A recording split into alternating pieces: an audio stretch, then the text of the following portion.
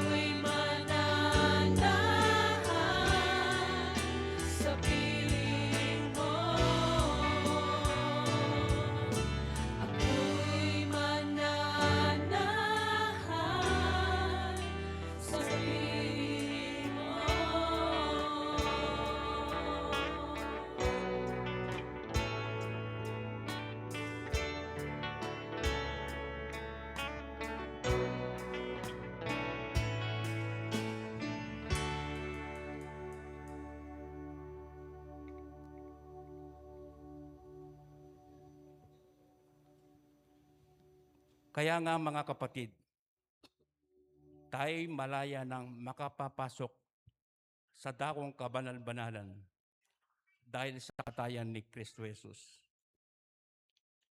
Binuksan niya para sa atin ang isang bago at buhay na daan naglagos hanggang sa kabila ng tabing.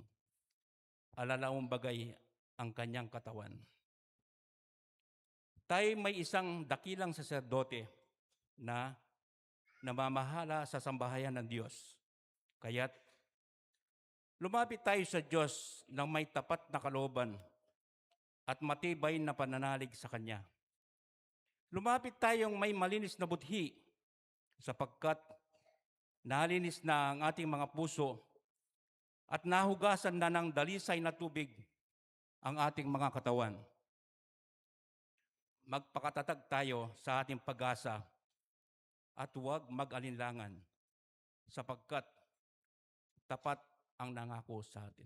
Let's pray po. Ama namin banal at dakila, kami po'y lubos na nagpupuri at lubos na nagpapasalamat sa umagang pong ito dahil minsan pa po niloob nyo na pinagsama-sama nyo mga anak, anyong mga tinubos na sama-sama namin po kayong purihin, sambahin, at dakilain. Father God, bago po ang lahat, humihingi po kami sa inyo ng paglilinis sa aming mga karumian. Patawarin niyo po kami sa aming mga sala, sa isip, sa salita at sa gawa. Father God, nandito po ang inyong mga anak. Nagpupurit, nagpapasalamat po kayo, kami sa inyo, sa inyong ginagawa niyo po sa aming mga buhay sa araw-araw. At hindi po lingid sa inyo na meron po kaming kanya-kanyang concern sa buhay. Father God, ang dalangin po namin ay ipagkatiwala po ito sa inyo na kami makapag-focus sa aming banal na gawin pong ito. Ama, salamat sa pagkakataon nito na pinapahiwatig namin po ang aming pag-ibig namin po sa inyo. Kung gaano kayo kadakila sa inyong mga anak. Kung gaano kayo katapat sa inyong mga anak. Marapat naman na sambahin po kami. Sambahin namin po kayo sa araw-araw ng aming mga buhay. Muli po, samahan niyo po kami sa aming banal na gawain pong isang umagang ito. Naway mapupuri namin po kayo, mapasalamatan namin po kayo, at masambahan po namin po kayo ng maayos. Ito po ang aming panalangin. Sa pangalan ni Jesus. Amen. Amen. Ang sabi po sa Juan 3:16, sapagkat gayon na lamang ang pag-ibig ng Diyos sa sangkatauhan, kaya't ibinigay niya ang kanyang kaisa-isang anak, upang ang sino mang sumampalataya sa kanya ay huwag mapahamak, kundi magkaroon ng buhay na walang hanggan. Dito po natin makikita kung gaano kalaki ang pagmamahal ng Panginoon sa atin. Tayo'y makasalanan, nagkamali at mahina, pero patuloy pa rin po niya tayong pinapatawad. Sa sobrang pagmamahal ng Diyos sa ating mga makasalanan, naranasan natin ang kaligtasan sa pamamagitan ng Panginoong Hesukristo, at sa pagkamatay niya sa krus, ipinakita niya ang kanyang dakilang pagmamahal. Kilalanin po natin ang kanyang dakilang pagmamahal. Inaanyayahan ko po ang lahat na tumayo at tayo po ay magpuri sa ating Panginoon.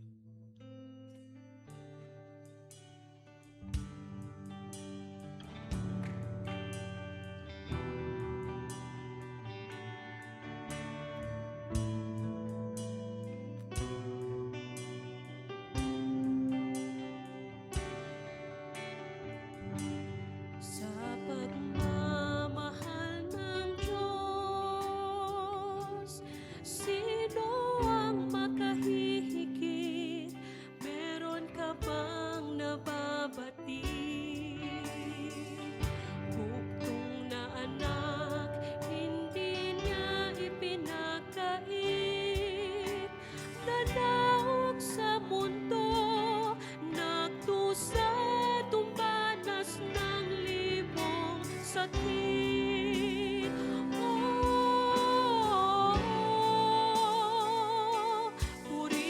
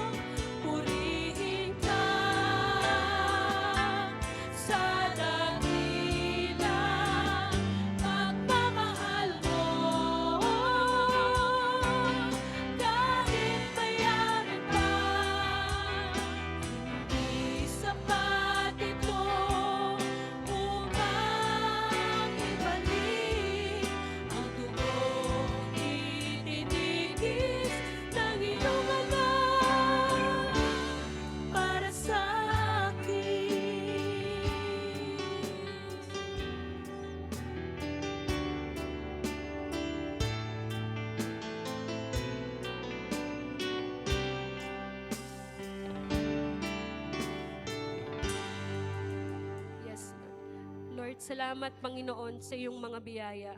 Hindi kami mapapagod na ibalik sa iyo lahat ng papuri, Panginoon.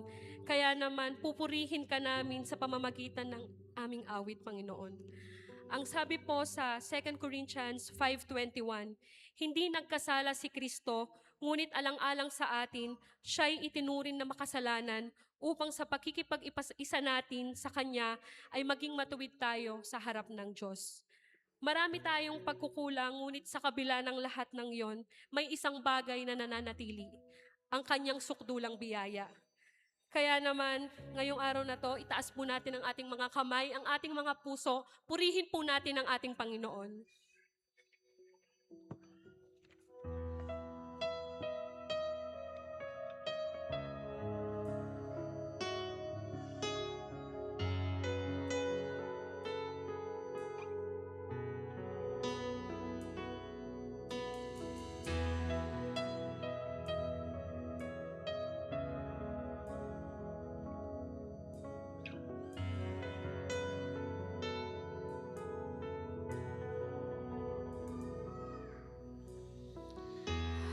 Habang hindi karapat-dapat, pagkukulan ng habag at wagas mong pagsinta. Habang walang kakayanan, masuklian ka ng mabuti sa lahat mong ginawa. Niyakap mo ako sa aking karumihan. Inibig mo ako nang di kayang tumbasan. O Diyos ng katarungan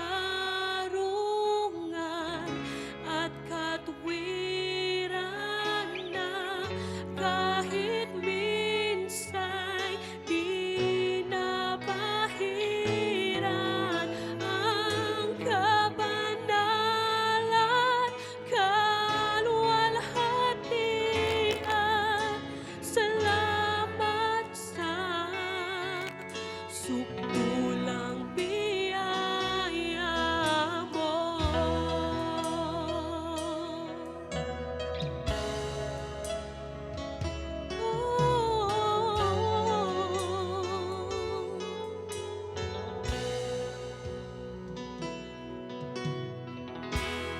Walang sawang manunubos, ang umako ang parusang narapat sa akin. Anong habas sa tulad ko, ikaw ang iyong katwiran at ako'y patangwarin. Yakap mo ako sa aking karumihan. Inibig mo ako nang di kayang tumbasan. O Diyos ng katarungan at katwiran na kahit minsa'y di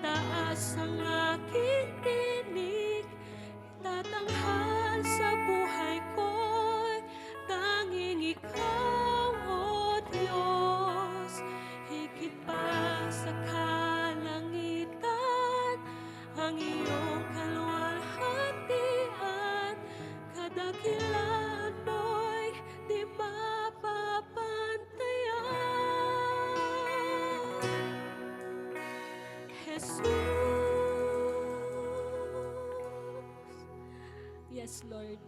Lord, Panginoon, ang lahat ng papuri, ang lahat ng karangalan, ang lahat ng pagsamba, O Diyos, Ikaw lamang ang karapat-dapat na tupanggap ng lahat. Kaya naman, Ikaw lamang ang maitaas sa aming mga buhay. Maraming maraming salamat po, Panginoon. Ito po ang aming panalangin sa pangalan ni Jesus. Amen. Maari na po tayong magsiupo.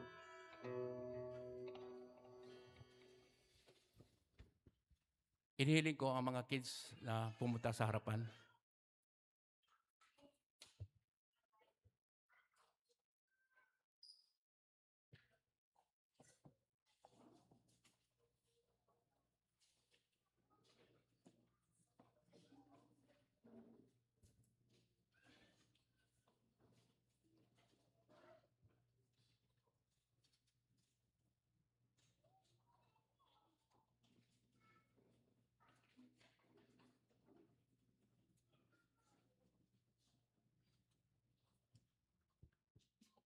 Pag-pray po natin sila. Ama namin, banal at dakila, kami po'y nagpapasalamat sa mga buhay ng mga batang ito na sa aming harapan. Ama, samahan niyo po sila sa kanilang paglaki. Gamitin niyo po ang kanilang mga parents at guardian na lumaki po sila na may pag-ibig na nanggagaling po sa inyo. Samahan niyo po sila sa kanilang mga ginagawa sa araw-araw. Linalapit din namin po sa inyo ang mga guro sa Sunday School. Gamitin niyo po sila mightily, nabigyan niya ng sapat na karunungan at pagtsatsaga sa pagtuturo sa mga batang ito na sa kanilang mulang edad ay magkaroon po sila ng personal na relasyon po sa inyo. Lord, salamat po. Ito po ang aming panalangin sa pangalan ni Jesus. Amen.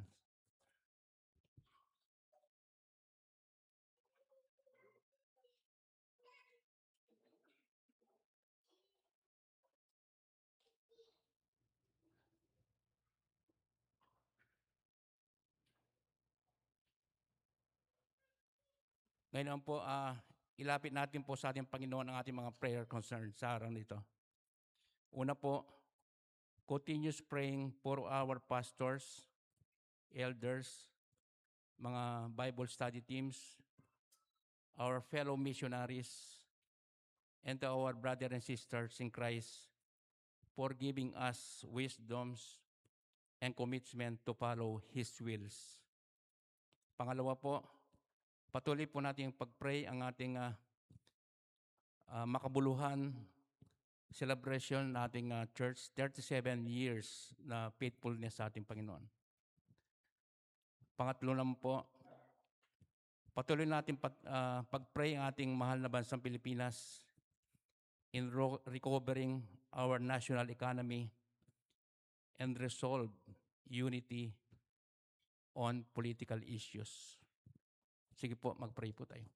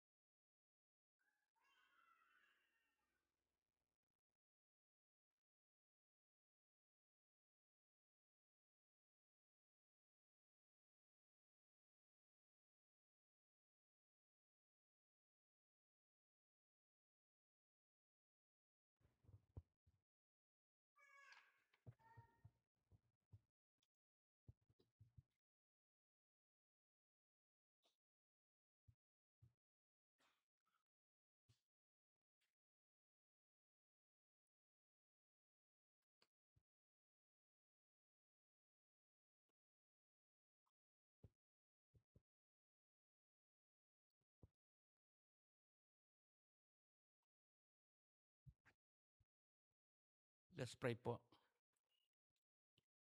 Father God in heaven, Ama, narinig niyo po ang aming mga hinahing, ang aming mga concern sa buhay. Sa ganang amin, ito po ang nais namin ilapit po sa inyo. Pero Father God, kayo po ang masusunod. At alam niyo po ang ikabubuti na inyong mga anak, lalong higit sa inyong mga tinubos. Dahil alam po namin na kayo po ang may kontrol na lahat. Kaya tiwala po kami na tutugunin niyo po ang aming mga panalangin na ayon sa inyong mga kalooban. Muli po, sa inyo po ang kalwalatihan at karangalan sa pangalan ni Jesus. Amen. Amen.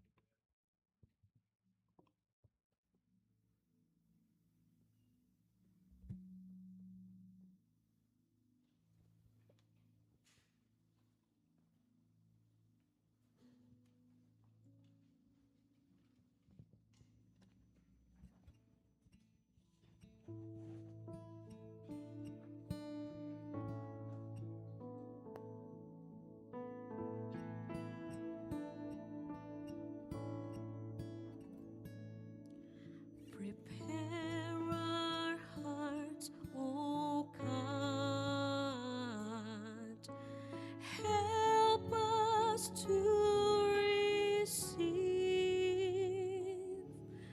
Break the heart and stony ground. Help our unbelief. Plant your word down deep in us. Cause it to bear fruit. Open up our ears to hear. Lead us in your truth. Show us Christ.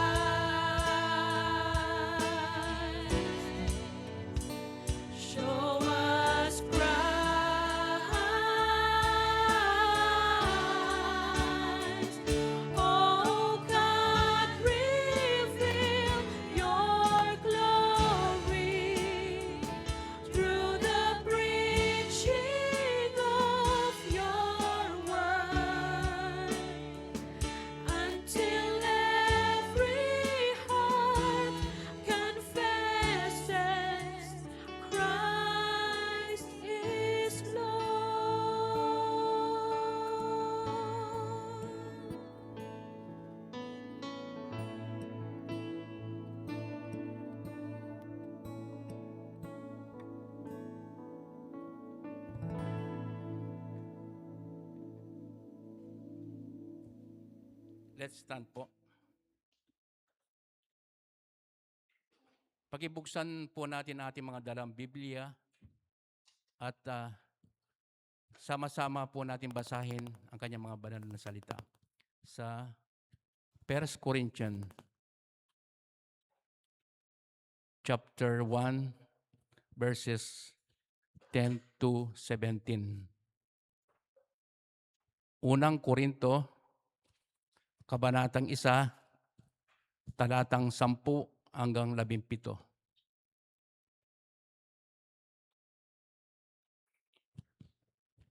Mga kapatid, ako'y nananawagan sa inyo sa ngalan ng ating Panginoong Yesukristo.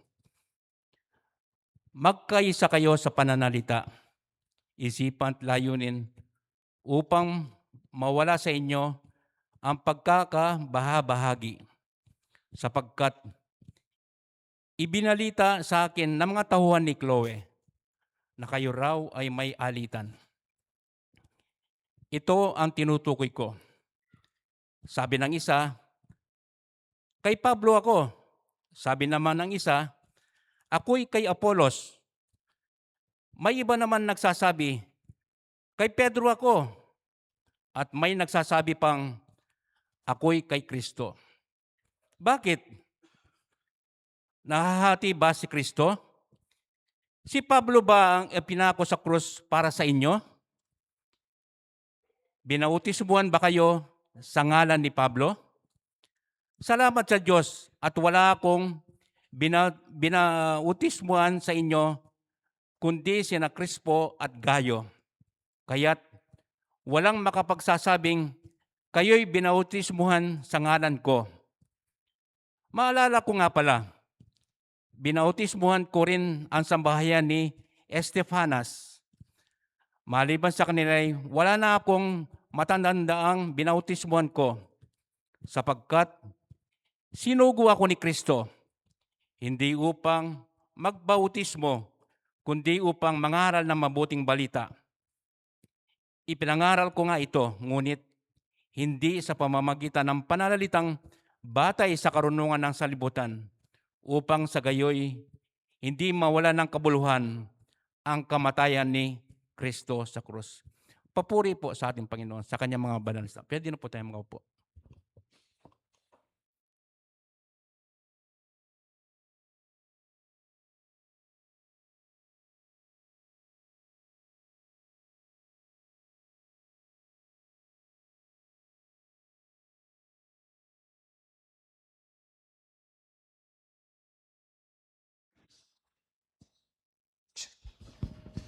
So, check.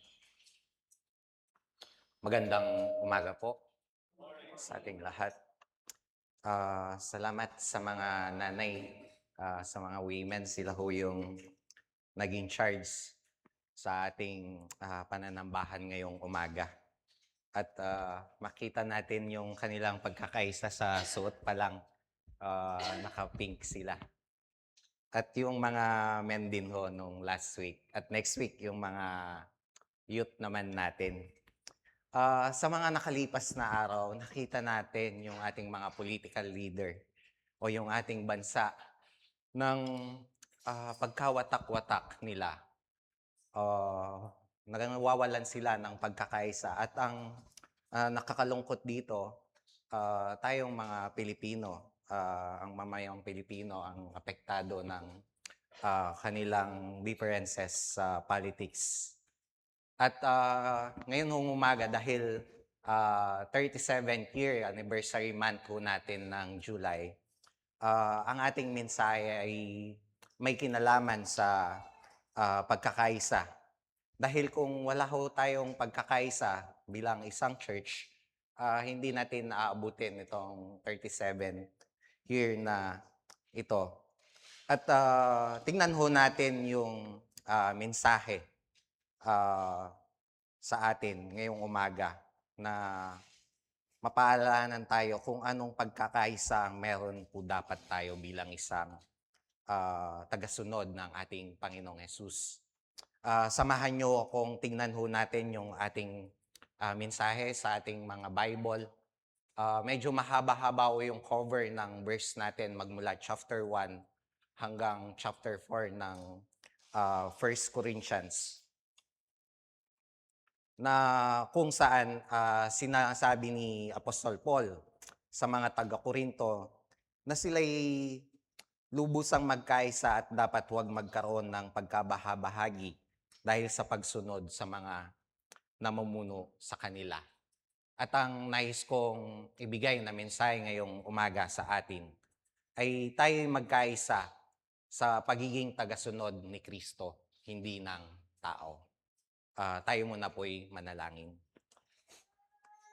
Panginoon, maraming salamat po sa umagang ito na kalob nyo sa bawat isa sa amin, Panginoon. Sa lahat ng resources na meron po kami at kalakasan, kaya kami naririto ngayon, Panginoon. Salamat po. Kaya dalangin po namin, lumalapit po kami sa inyo, na pagkaluban kami ng karunungan, Panginoon, na mula sa inyo, upang maunawaan namin ng inyong salita at mapaalahanan kami, Panginoon, sa inyong salita. Lord, salamat po sa umagang ito. Samahin niyo po kami sa pag-aaral ng inyong salita, Panginoon. Sa ngalan namin, Panginoong Jesus. Amen. Amen. Merong panawagan si Apostol Pablo dun sa binasa ho natin kanina na text natin na binasa ni Brother Jerry. Meron siyang panawagan sa mga taga-Korinto na magkaroon sila ng pagkakaisa. Tingnan ho natin yung ating text sa chapter 1, verse 10. Sabi niya, "Mga kapatid, ako'y nakikiusap sa inyo sa pangalan ng ating Panginoong Hesukristo. Magkaisa kayo at huwag magkabahabahagi, maging sa pagkaunawa at pagpapasya." So merong panawagan si Apostol Paul ng dapat nagkakaisa kayo ng pagkaunawa at nung pagkapasya, sabi niya. Makita natin na merong indifferences dito sa loob ng church ng Korinto. At meron silang problema. At ito yung pinaalalahanan sila ni Paul. At binigyan ng katuruan kung ano dapat ang pamumuhay nila na merong pagkakaisa. Tingnan muna ho natin kung ano ba yung problema nila sa loob ng church ng Korinto. Una, they identified themselves with their leaders. Naging tagasunod sila ng mga tao. Yung allegiance nila ay sa tao. Sabi ng verse 11, "Sapagkat ibinalita sa akin ng mga kasamahan ni Chloe, na kayo raw ay nag-aaway-away." So merong pag-aaway sa loob ng church. At ang pag-aaway na ito, sabi niya, ito ang tinutukoy ko. May nagsasabing kay Pablo ako, may nagsasabi namang kay Apollos ako, may iba rin nagsasabing kay Pedro ako, at may iba namang nagsasabing ako'y kay Kristo. So yung pag-aaway nila, naging tagasunod sila ng kanilang mga leaders. Kay Paul ako, kay Apollos ako. So yun ho yung kanilang sitwasyon na unang problema nila. Parang sa atin, sa politics. Kay BBM ako, hindi, kay Duterte ako. Kay Lenny ako, kahit wala siya sa national. So ganito ang nagiging sitwasyon ho nila. Makikita mo lang dapat ito sa mga politiko, di ba? Pero ito, sa loob ng church, nakikita. At sumusunod sila dun sa kanilang mga leader. Ito yung problema nila na una. Pangalawa, naging palalo sila. Naging arrogant sila. Makita natin yan sa chapter 4, verse 18. Sabi ni Paul, "Nagmamalaki ang ilan sa inyo," sabi niya, "dahil ang akala nila hindi na ako pupunta riyan." Sa chapter 3 ng verse 21, sabi niya, "Kaya't huwag ipagmalaki ninuman na siya'y tagasunod ng sinuman, sapagkat ang lahat ay para sa inyo." So, yung pagiging supporter nila sa mga kanilang mga leader ay ipinagmamalaki nila yon. na tagasunod ako ni Paul, tagasunod ako ni Apollos. Kaya merong pagmamalaki sa kanila. Maaring ang ah, pagkakabahabahagi nilang ito ay dahil dun sa kakayanan ng kanilang mga leader. Tinitignan nila yung kakayahan ng kanilang mga leader. Kung matitignan ho natin ang description kay Apollos sa Acts chapter 18 verse 24, siya'y magaling mahusay, magtalumpati at maraming alam sa banal na kasulatan. Kaya nagkakaroon ngayon ng tension ng pagko-compare nila sa bawat leader ng church.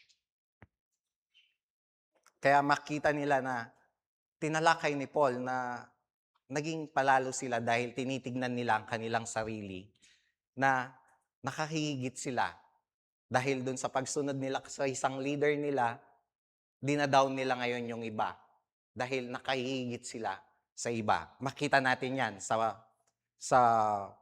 chapter 4, verse 6 to 7. Sabi niya, mga kapatid, kami ni Apollos ang ginamit kong halimbawa para sa inyong kapakinabangan upang matutunan ninyo ang kahulugan ng pagsasabing, huwag lalampas sa nasusulat.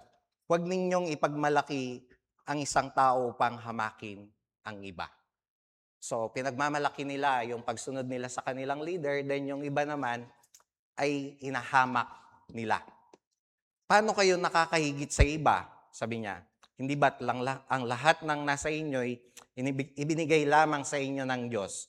Kung gayon, bakit ninyo ipinagyayabang iyon na parang hindi kaloob sa inyo? So, merong pagmamayabang sa mga mananampalataya sa Korinto na hinahamak nila yung kanilang kapwa mananampalataya. At sabi ng chapter 4, verse 10, kami mga hangal alang-alang kay Kristo, sabi ni Paul. Kayo na may marurunong dahil kay Kristo. So habang kami, tinitignan namin yung aming sarili na hangal kami, habang kayo, tinitignan nyo naman yung inyong sarili na marurunong kayo dahil kay Kristo. Mahina kami, kayo naman ay malalakas. So merong pagyayabang sa kanilang mga sarili.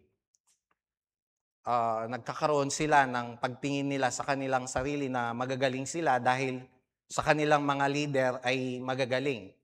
At mapapansin natin na tinalakay din ni Paul ang patungkol sa katalinuhan ng mundong ito at katalinuhan na mula sa Diyos, na makita natin yan sa chapter 1, verse 19 to 20. Sabi niya, sapagkat nasusulat, sisirain ko ang karunungan ng marunong at gagawin kong walang saysay ang katalinuhan ng matalino.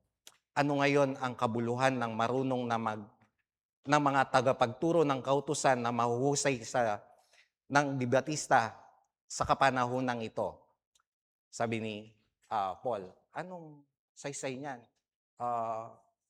Na yung pagiging marunong ng mga debatistang yan dahil they compare dun sa mga leaders nila kung sino ang magaling. At sila din, tinitignan nila ngayon yung kanilang sarili na matalino sila, higit sila sa iba, kaya inahamak na nila ngayon yung ibang mananampalataya. So yun ang pangalawang problema nila. So una, pagsunod sa tao. Pangalawa, yung pagiging arrogant nila bilang isang mananampalataya. Pangatlo, nag-aaway-away sila.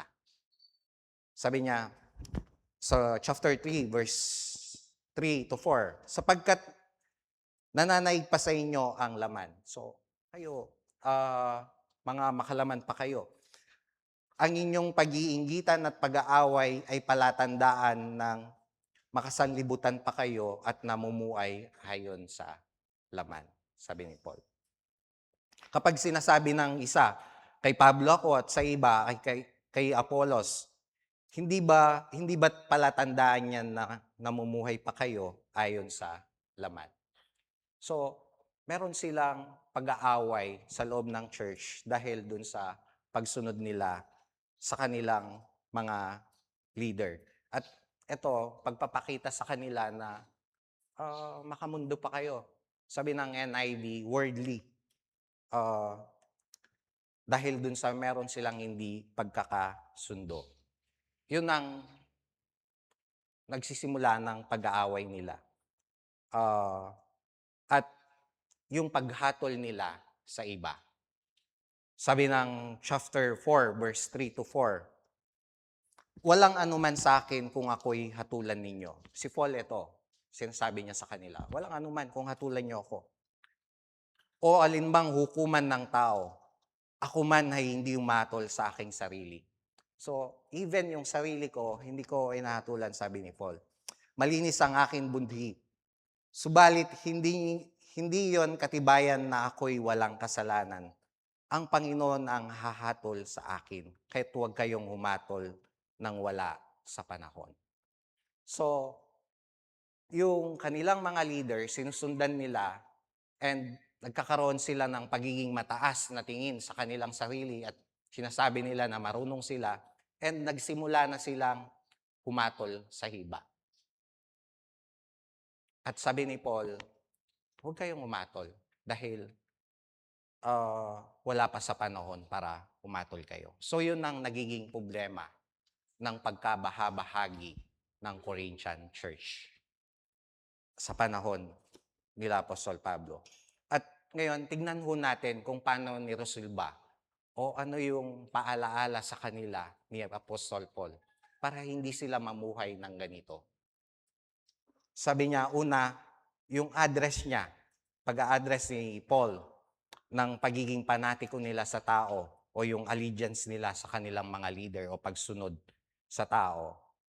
Una, ginawa ni Paul, ipinresinta niya ang Panginoong Hesus.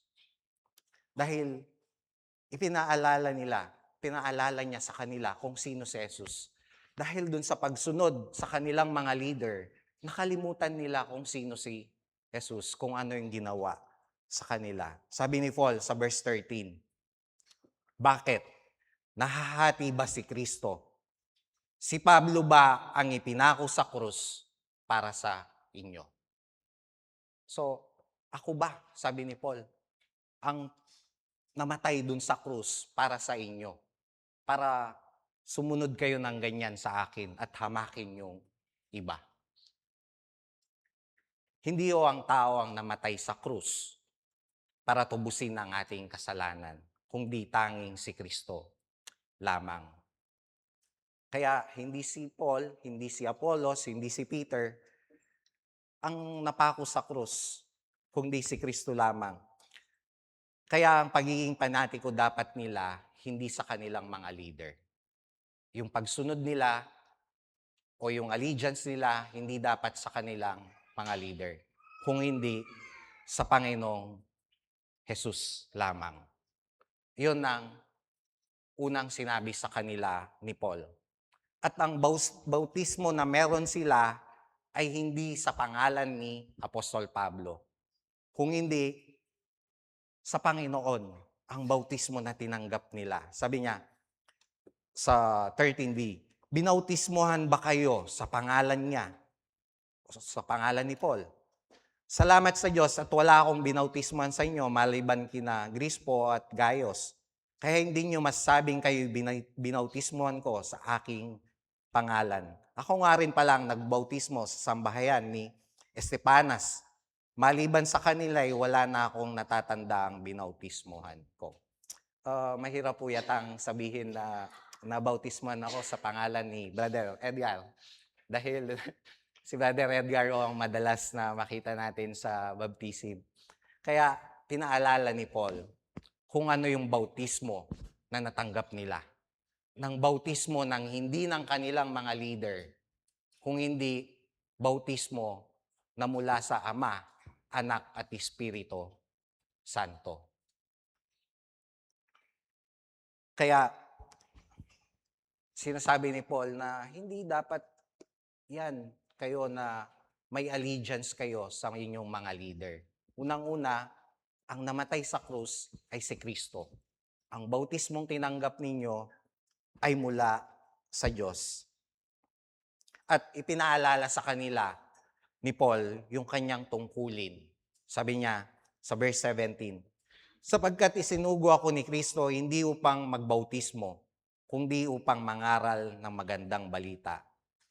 At hindi sa pamamagitan ng mahusay na pagtatalumpati at karunungan ng tao, nang sa gayon ay hindi mawalan ng kabuluhan ang pagkamatay ni Kristo sa krus.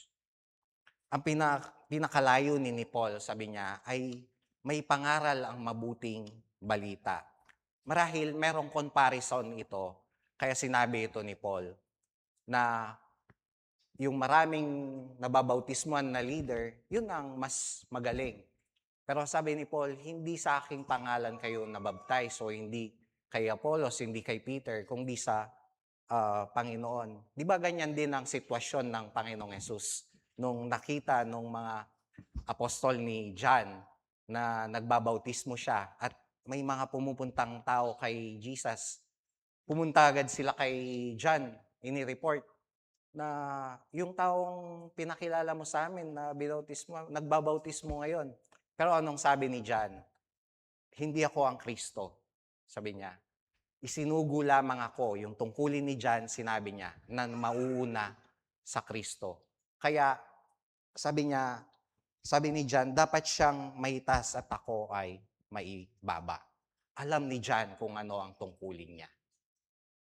Na si Kristo lamang ang maitaas, hindi hindi si John, or that situation, hindi si Paul, hindi si Apollos, hindi si Peter, kundi ang Panginoong Jesus lamang.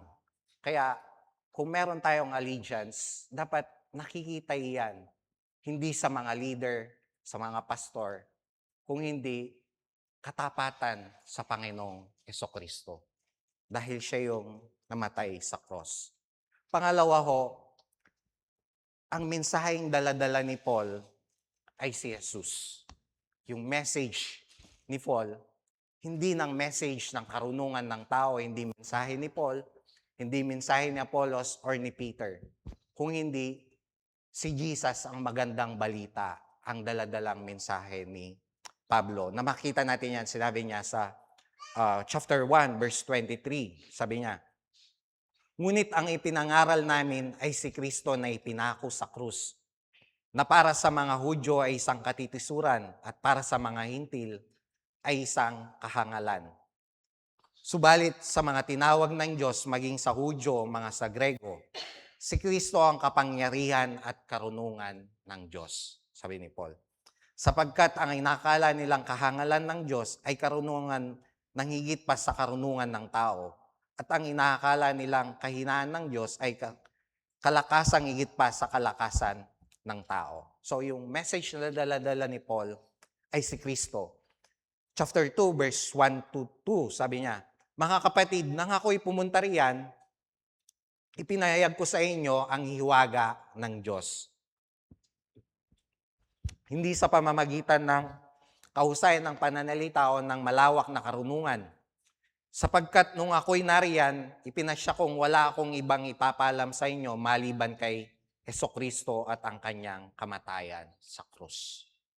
Sabi niya, walang ibang dalang mensahe si Paul, kundi ang ginawa ng Panginoong Yesus. Hindi kung sinong mensahe ng leader o karunungan ng tao. Chapter 2, verse 7 to 8, sabi niya, subalit ang ipinahayag namin ay ang lihim na karunungan ng Diyos na hindi nahayag nung una, na itinalaganan niya para sa ating ikaluluwalhati bago palikhain ng sanlibutan. Walang isa man ang tagapamahala sa daigdig na ito'y nakaunawa sa karunungan iyon, sapagkat kung naunawaan nila iyon, hindi sana nila ipinako sa krus ang Panginoon ng kalwalhatian. So, again, ang message ni Paul ay si Kristo. Kaya sabi niya sa verse 1 to 31, kaya tulad ng nasusulat, ang sino mang nais magmalaki, ang ginawa ng Panginoon ang kanyang ipagmalaki. So, hindi yung ginagawa ng kanilang mga leader. Kung hindi, kung ano yung ginagawa or ginawa ng Panginoong Yesus ang dapat nating ipagmalaki. Sabi niya sa verse 3 to 5, sino nga ba si Apolos at si Pablo? Kami mga lingkod lamang ng Diyos na kinasangkapan niya upang akayin kayo sa pananampalataya kay Kristo. So lingkod lamang itong mga ito, sabi niya. Tao din kami. Kaya yung allegiance nyo, yung pagiging panatiko niya na pagsunod, hindi dapat nakikita sa mga leaders. Kung hindi, nakikita yung pagsunod nyong yan sa Panginoong Jesus. Sa panahon noon natin ngayon, makita natin iyan na may mga religious leader na ipinapantay nila ang kanilang sarili kay Jesus. At may mga followers naman na talagang sa leader lamang yung kanilang sinusundan. Dahil yung kanilang mga leader, yung itinuturing na nila na Diyos, na tagapagligtas nila. Kapag sumaway ka dun sa mga leader nila, sumusuway ka na sa Diyos kahit alam nila na mali. Na sana ang daladala nilang mensahe, hindi yung mensahe ng kanilang mga leader, kung hindi yung mensahe ng kanilang mga Bible. Pero ang dinadala nila yung mensahe na ibinigay sa kanila ng leader. Kaya pagpapakita iyon ng pagiging panatiko nila, hindi sa Diyos, kung hindi panatiko nila sa tao o yung pagsunod nila sa tao. Tayo bilang mga isang mananampalataya, hindi yung ganyan, kundi ang allegiance natin ay kay Kristo lamang at hindi sa tao. Kaya hindi maaaring ang isang mananampalataya ay nakatingin o panatiko na tagasunod ng isang tao, leader o pastor. Hindi pwedeng, Pastor, pag umalis ka sa church na ito, aalis na rin ako sa church na ito. Susunod ako kung saan ka church na pupunta. So pagpapakita ho yun ng pagsunod sa tao, hindi sa Diyos. At hindi dapat kinakataan ng pag-aaway-away dahil sa pagsunod o paghanga nila sa isang leader ang isang mananampalataya. Mas magaling yung pastor na yun eh. Kaya doon ako sa pastor na yun. Mas magaling yung mga leader namin tsaka mga pastor dahil King James ang Bible niyan na ginagamit. Na-experience ko yan eh. Tinanong ako, anong Bible na gamit mo? Sabi ko, Tagalog. O sa English, NIV or ESV? Sabi niya, ay, ano yan eh, Bible ng hindi Kristiyano yan. Dahil yung turo daw ng kanilang pastor ay King James lang yung Bible. Imagine niyo, saan mo makikita salita ng Panginoon o sa Bible natin na King James ang dapat ang Bible? Pagpapakita yon ng pagsunod sa tao. Dahil sinabi ng pastor na King James ang Bible. Ang point po ay kay Kristo lamang ang katapatan at pagsunod natin, hindi ng kahit sinong tao. Minsan malungkot na nakita natin na ang mga Kristiyano ay may pagkabahabahagi or pag-aaway dahil lamang sa mga political leader na sinusundan nila. Di Kristiyano yan kasi ito yung sinusundan na political leader niyan. Dapat itong politikong ito yung sinusundan niya kung tunay siyang Kristiyano. Imagine, hahatulan mo yung kapwa mo mananampalataya dahil lamang dun sa pagsunod mo sa isang political leader. Na alam naman natin yung mga politiko. Halos ilan lang yung mga hindi pang sarili ang kanilang interes. Kaya malungkot na makitang ganon. Nawa, magkaroon tayo ng matibay na pagsunod sa ating Panginoong Yesus. Kaya ganyan in-address ni Paul ang unang problema nila na pagsunod sa kanilang mga leader. Ipinakita niya kung sino si Jesus at kung anong bautismo ang natanggap nila, kung ano ang ginawa ng Panginoong Yesus. At hindi ng karunungan ng tao ng mundong ito ang ipinakita ni Paul. Pangalawa ho, ang Diyos lamang ang mahalaga. In-address ito dahil dun sa pagiging arrogant nila o palalo nila na nakita natin dun sa binasa natin kanina. Dahil dun sa pagsunod sa kanilang mga leader na alam nila na magagaling, pinuput down nila ang iba. At ipinaalala ni Paul kung sino sila, saan nagmula ang kanilang karunungan. Sabi niya sa chapter 2, verse 8, Gayunpaman, sa mga taong matatag na sa buhay espiritual, ay nangaral kami sa salita ng karunungan, hindi ng karunungan ng mundong ito o ng tagapamahala sa mundong ito, ng kapangyarihan ay lilipas. So, hindi kami nangaral ng karunungan ng mundong ito na ang karunungan ng mundong ito ay lilipas, sabi niya. Subalit ang ipinahayag namin ay ang lihim na karunungan ng Diyos na hindi nahayag nung una, na itinalaganan niya para sa ating ikaluluhati bago palikayin ng sanlibutan. Sabi ni Paul. So, ang karunungan na dala-dala namin ay mula sa Diyos. Hindi mula sa tao. Hindi karunungan ni Paul, kung hindi karunungan na mula sa Diyos. Chapter 2, verse 1 to 5. Yung binasa ho natin yung 1 to 2 kanina, basahin uli natin. Sabi niya, mga kapatid, nang ako'y pumunta riyan, ipinayag ko sa inyo ang hiwaga ng Diyos, hindi sa pamamagitan ng kausayan ng pananalita o ng malawak na karunungan. Sapagkat nung ako'y nariyan, ipinasya kong wala akong ibang ipapaalam sa inyo maliban kay Jesucristo at ang kanyang kamatayan sa krus. Nung ako'y nariyan, ako'y nanghihina at nanginginig sa takot, sabi ni Paul.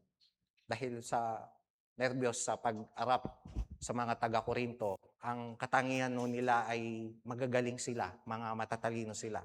Pero sabi ni Paul, hindi ng katalinuhan ng mundong ito, kundi katalinuhan na mula sa Diyos. Sabi niya, sa aking pananalita at pangangaral, hindi ko sinubukang hikayatin kayo sa pamamagitan ng mahuhusay na talumpati at karunungan ng tao. Subalit nangaral ako sa pamamagitan ng kapangyarihan ng Espiritu. Upang ang inyong pananampalataya ay masandig sa kapangyarihan ng Diyos at hindi sa karunungan ng tao. So hindi mula sa karunungan ni Paul ng tao, kundi mula sa Diyos. Kung meron man sila, ay yun ay mula sa Diyos. Kaya huwag maging lubusan yung pagiging fanatic nyo sa isang leader, sabi ni Paul. Dahil ang kagalingan niyan o ang karunungan niyan ay mula sa Diyos. At pinaalalahanan din sila ni Paul na kung saan yung galing o karunungan na meron sila na ipinagmamalaki nila para hamakin yung iba. Sabi niya, sa chapter 1, verse 26 to 31, mga kapatid, alalahanin ninyo ang inyong katayuan nung kayo'y tawagin ng Diyos. Ayon sa pamantayan ng tao, ay ilan lamang sa inyo ang matatag na at marunong, makapangyarihan at maharlika. So, tignan nyo, ngayon nagmamalaki kayo, nagmamarunong kayo, pero alalahanin nyo noon kung ano yung kalagayan nyo. Sabi niya, ilan lang sa inyo yung mga marunong at maharlika o yung mga nakakunawa. Sabi niya sa 27, verse 27 ng chapter 1, subalit pinili ng Diyos ang mga naturing na hangal sa sanlibutan upang iyain ang marunong. At pinili niya ang mga natuturing na mahina upang iyain ang malalakas. Pinili niya ang mga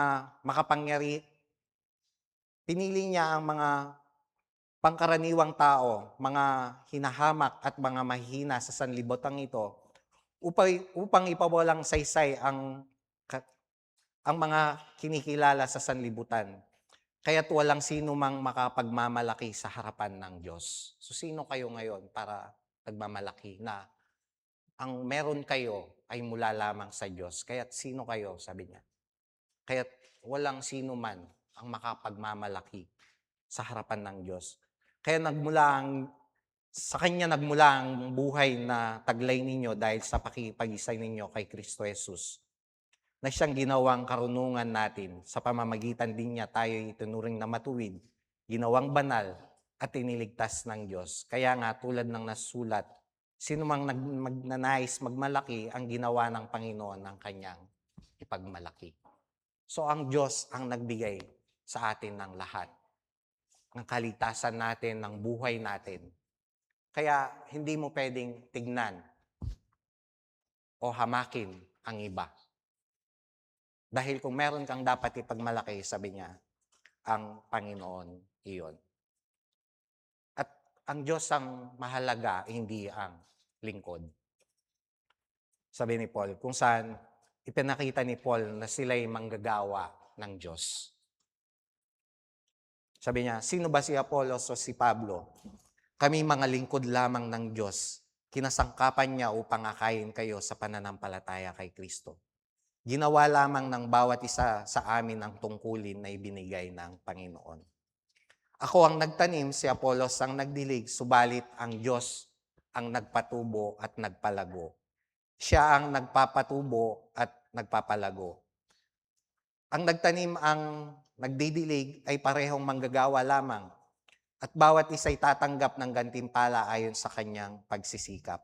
Kami kapwa manggagawa ng Diyos at kayo ang kanyang bukirin. Kayo rin ang gusali ng Diyos ayon sa kagandahang loob ng Diyos sa akin. Inilagay ko ang pundasyon tulad ng isang mahusay na tagapagtayo. Iba naman ang nagpatuloy sa pagtatayo ng gusali, ngunit dapat maging maingat ang bawat nagtatayo. Sapagkat wala nang ibang pundasyon mamaharing ilagay maliban na sa inilagay na walang iba kundi si Jesucristo. So sabi ni Paul, bagamat mahalaga sa bukid yung nagtanim at nagdilig, pero ang pinakamahalaga dyan ay yung nagpapatubo at nagpapalago. At yun ang Diyos. Ang building ng pagtatayo, sabi ni Paul, ako ang naglagay ng pundasyon, iba yung nagpatuloy upang matapos yung building, pero ang pinakamahalaga sa building ay yung pundasyon ng building at yun ang Diyos. Kaya sila ay lingkod din ng Diyos. At ginawa lang ang kanilang tungkulin at mga tao lamang sila.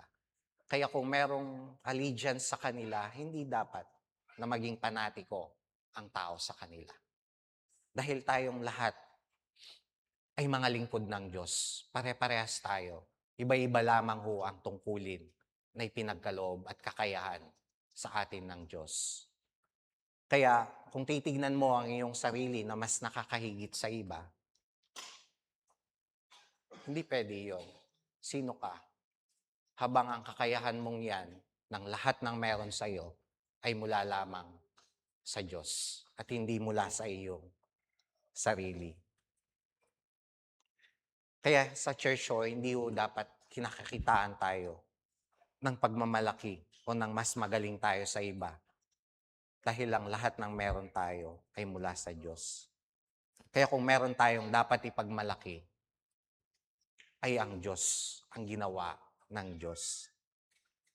Hindi pwedeng i-compare natin ang isang leader o ang sarili natin sa iba. Dahil meron tayong kanya-kanyang kakayahan o tungkulin na ipinagkakaloob ang Diyos sa bawat isa sa atin. Kaya tignan ho nyo ang danger. Kung magiging panatiko ka sa isang leader, isang pastor, o isang tao, kapag nag-fall ang taong iyon, siguradong ikaw din ay manghihina. Kung hindi ka sa Diyos nakatingin, kung sa tao ka nakatingin. Kaya nga ho, sa worship team, lagi namin pinapaalala yan, na huwag kayong sa tao tumingin. Dahil pag sa tao ka tumingin, ang daming distraction. Siguradong madidistract ka. Pero kung sa Diyos ka titingin, kahit ano pa, ang sabihin ng tao, ang gawin ng tao, hindi ka masyadong apektado kasi sa Diyos ang iyong pagiging allegiance, hindi sa tao.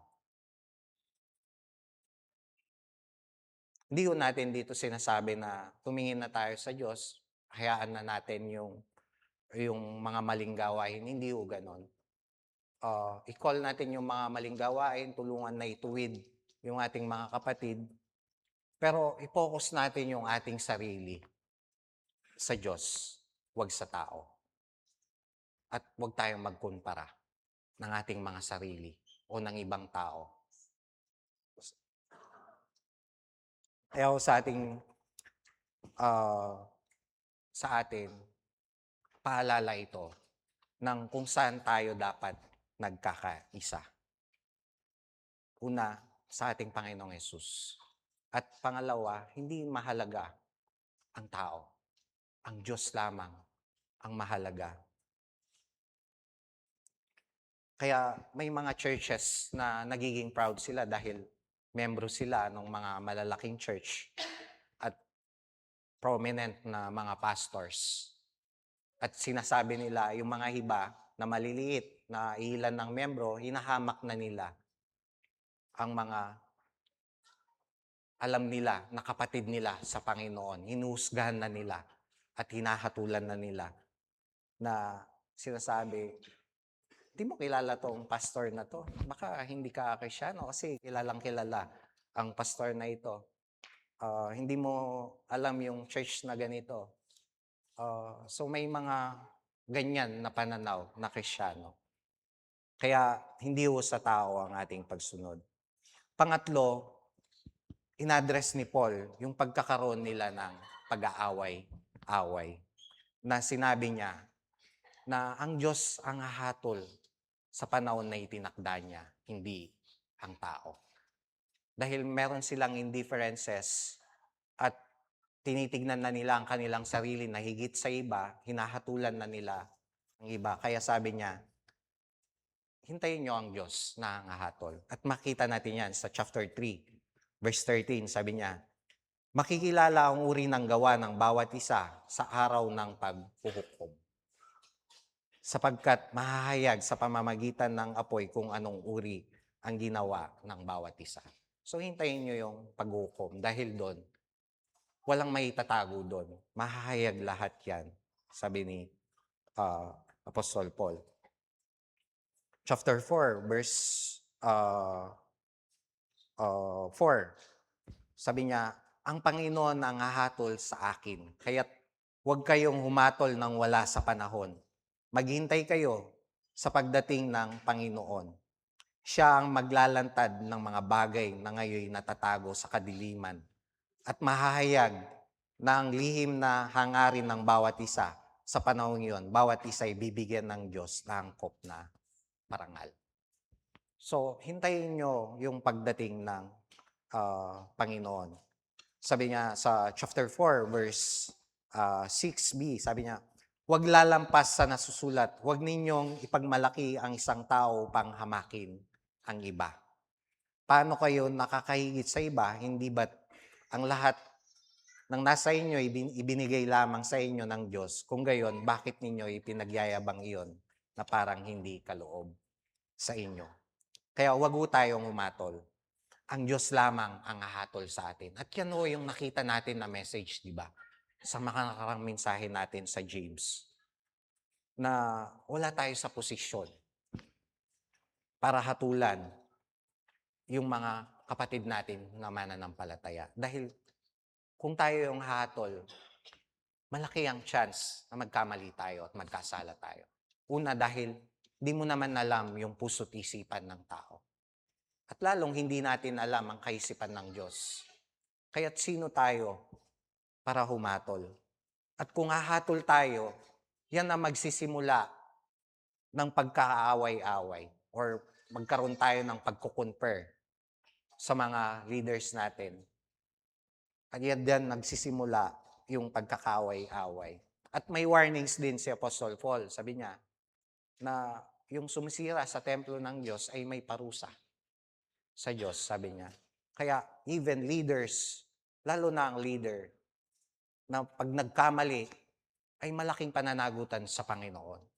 At tayo din, na mga miyembro, ay may pananagutan din sa Panginoon. Kaya paalala ho ito na kung saan ang dapat na pagsunod natin.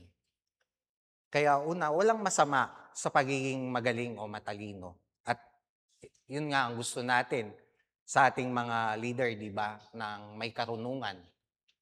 Pero kung ito yung magiging dahilan, yung katalinuhan ng isang tao, isang leader, para hamakin ng iba at mag-compare, pag-compare natin yung mga iba't ibang naglilingkod sa Panginoon, ay hindi mabuti. Magkakaroon ng pagkakawatak-watak ang ganyan na kaisipan.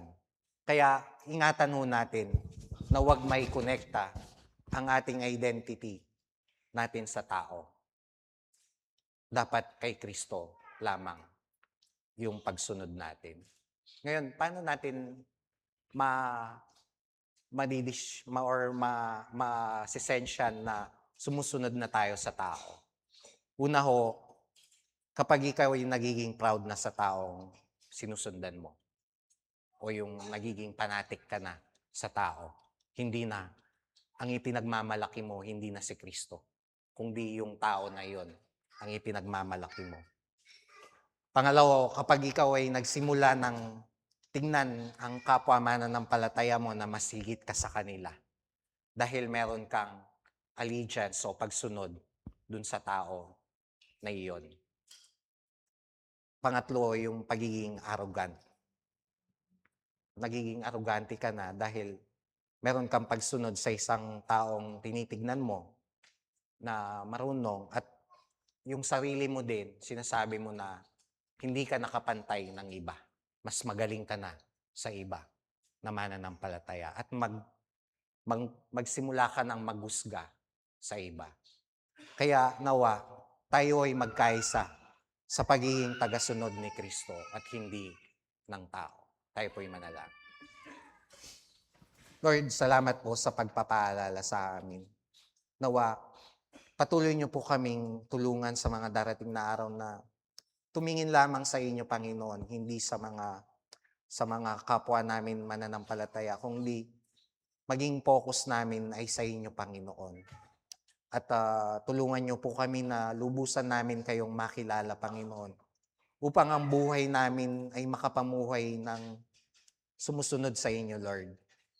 Salamat, Panginoon, sa pagpapaalang ito, Panginoon. Nawa, patuloy niyo po kaming bigyan ng pagkakaisa bilang iglesia niyo, Panginoon.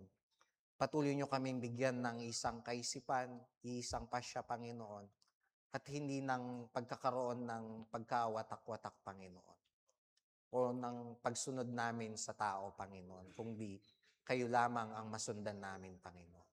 Salamat, Panginoon, sa oras na ito. Salamat po sa ngalan ng aming Panginoon Jesus. Amen.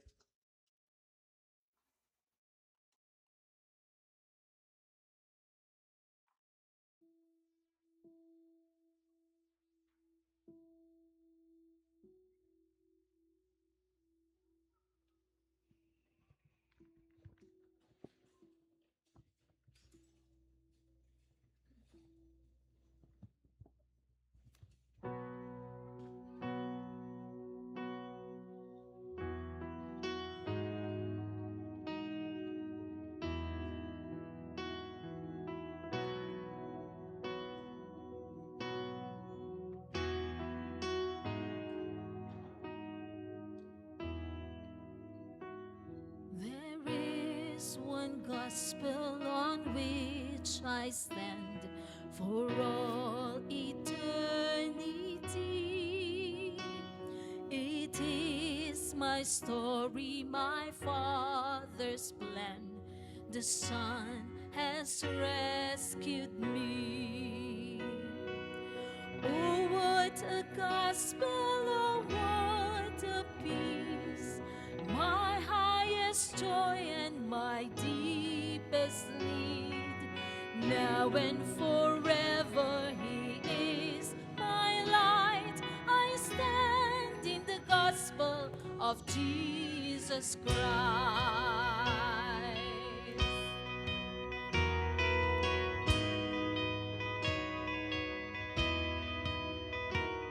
There is one gospel to which I cling, all else I count as loss.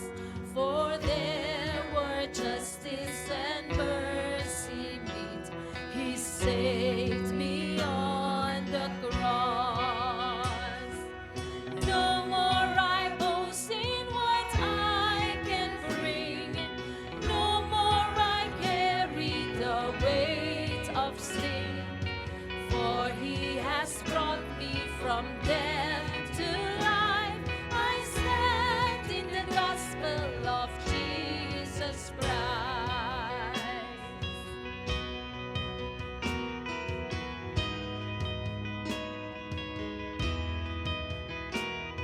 There is one gospel where hope is found.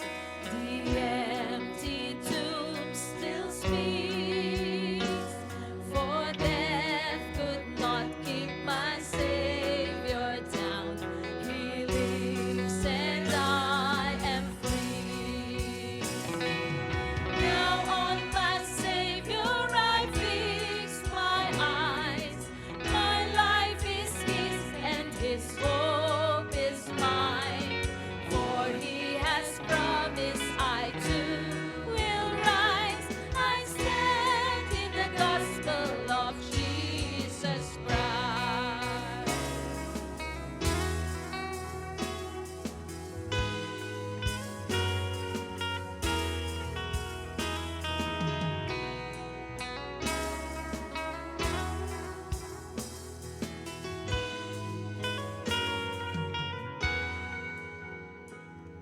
And in this gospel the church is one. We do not walk alone.